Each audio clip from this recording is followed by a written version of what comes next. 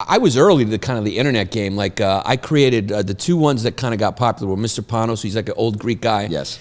And that was about 2008. So like the internet was just kind of starting. YouTube was like 06, I feel like. Yeah, it was like very new. It wasn't Two Girls, One Cup was 07. Yeah. I'll never forget that day. That could let you know where the internet was heading, that was the most popular video. By the way, I remember looking up at one point, I go, this has more views than Obama's inauguration speech. Yeah. Just if you want a quick little check-in on where the country's priorities stand. Yeah, and where humanity really... Where humanity truly stands up. Yeah, that's really the... But by the way, are you surprised? No. Because you can always hear a charismatic leader speak. Yep. When have you seen a video of two girls sharing a cup of shit? Oh. It might be the first one in history. I mean...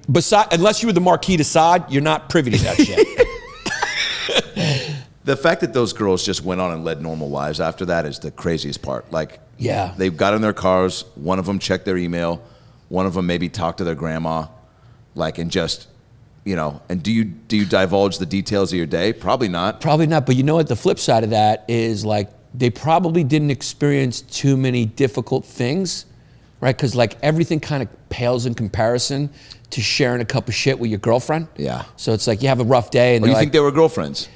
Well, you think it was a central casting thing and they met that day? Yeah, maybe that's something. Maybe that's a bond they'll always share. That's a good point. I don't know the history of their particular dynamic. By the way, if it was central casting and you didn't get that job, that stings. That stings. You didn't get the job. We didn't think you could eat shit. Yeah. Good enough on camera. Yeah. Hey man, quit the business. That'd be funny if there was a casting. That would mean you'd have to eat shit a bunch of times. Or mime it. Yeah. I've had to mime eat breadsticks for Olive Garden commercials before. Hungover in a Reading Rainbow t-shirt with a sport coat. Yeah. And the guy had to tell me to stop referencing Jurassic Park 3 in my small talk, in my improv small talk at the table. Yeah. He'd be like, just talk amongst yourselves, act like you're at dinner. I was like, anyone see JP3? And he's like, cut. Hey man, I don't know what you're doing. You're clearly hungover. I was like, yeah, okay, so the characters are, again... Maurice and Mr. Panos were the two ones. So and then Maurice was 2010. Yeah. I had no idea, dude. It was funny. I was one of the low points in my life. I had just broke up with my girlfriend. I was broke. I was having massive anxiety attacks. Wow. And I started performing her on stage. I started breaking into her and doing her on stage. And I sort of built the whole story. And then we just shot it in our living room, me and my roommate. And he was my partner. We started shooting stuff. Yeah. But and then it just took off. It was and this was back in the day, when it was organic, when it was the algorithm didn't boost you. It was people sharing it with each other on Facebook. Wasn't that the best? Yeah, because Facebook. Someone could get a quick bit of traction from that too. Oh yeah, and that's what it was. And people were, and then I started seeing it go bang, bang, bang, bang, bang. And it just was everywhere. And then we were should we, I was broke. So we were and we got an office where we started, producing stuff, making videos.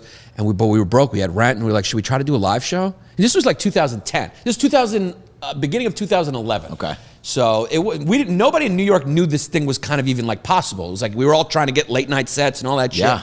And I remember I put the first show up on brown paper tickets, and it sold out in minutes. One Facebook post. I added another show. That show sold out from people searching for the first show. Oh my god! And then I was like, oh shit! So we did we started doing all those shows and milked it, and I was like, okay, now I got to figure out how to perform this. And I just went there and slowly figured. And then we ended up doing it for 10 years. I still do her once in a while. And probably request her, yeah. Yes, there's fans who do, but the only problem is she was really popular in Miami, New York, and that's really about it. Little pockets in San Fran, and it's mostly Latin people love her, gay people love her. Yeah. They do her at drag shows. That's them trying to go to Austria. They do it. They do her at drag shows, and so the problem is when I do a show and some people show up and want to see her, but then the rest of the crowd has no idea what I'm talking about. Right. So it's my shows were weird like that, where it would be Greek people coming for him, Puerto Rican girls coming for her, and other tourists or people who got ticketed in going what the who? Pick a lane, man. I'm still laughing at how fun that was.